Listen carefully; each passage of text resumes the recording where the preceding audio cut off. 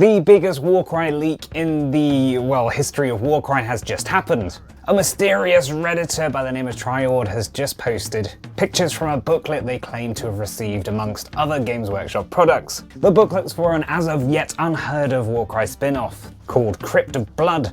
What's most intriguing of all, this Underworld's Warcry smash-up starter set appears to show us what's coming for the next Warcry expansion, Nightmare Quest, and it's only bloody Flesh Eater Courts that I've been rambling about for ages. Let's go check it out.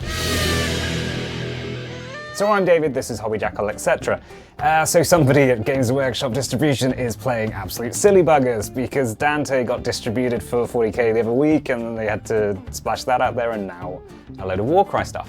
So Triord dropped 9 pictures on Reddit, and a big thank you to Jack, who shouted about this on YouTube for me.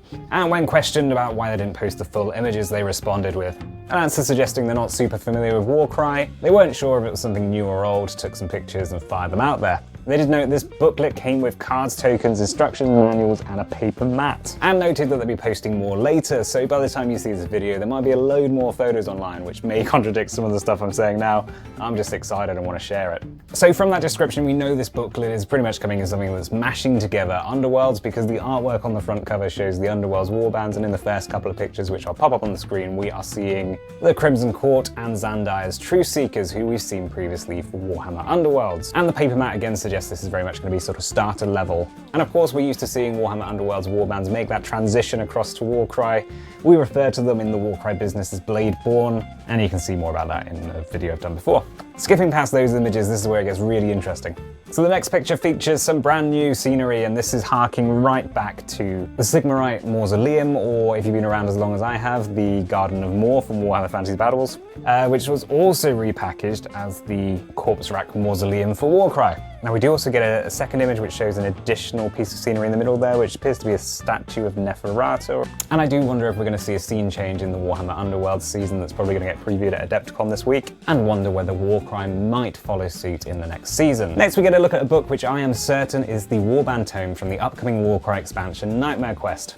So the format, the design's the same, the name translates to Might and Madness, bringing it in line with the alliteration we've seen with the naming of the other Warband tomes in this season of Warcry, starting with Rot and Ruin, then Stealth and Stone, then Predator and Prey. We also get a close look at the Stormcast that are going to be included, and Relictors are back in force at the moment.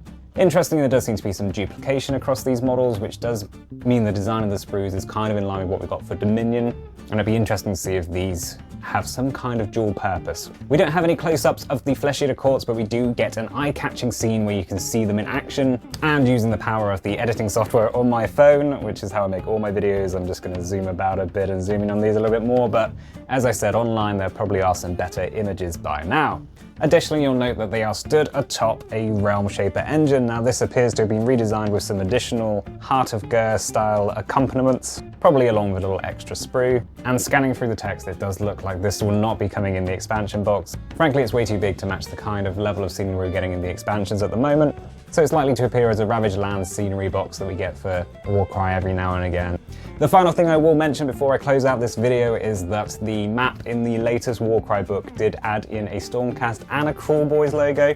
Both the logos were the standard logos for those armies rather than being unique ones for a new warband, as we saw for the hint of the Eskurgan True Blades in previous books. So I do wonder if we will see a second Warcry starter box in the vein of Crypt of Blood, featuring the Crawl Boys versus a Chaos Warband, because in this first one we've got Order versus Death. So are you excited for what's coming next for Warcry? What do you think? Do you think I'm guessing correctly here? And do you think, in the vein of Crypt of Blood, we will be getting a Crawl Boys versus Chaos box as a sort of alternative starter set alongside this one?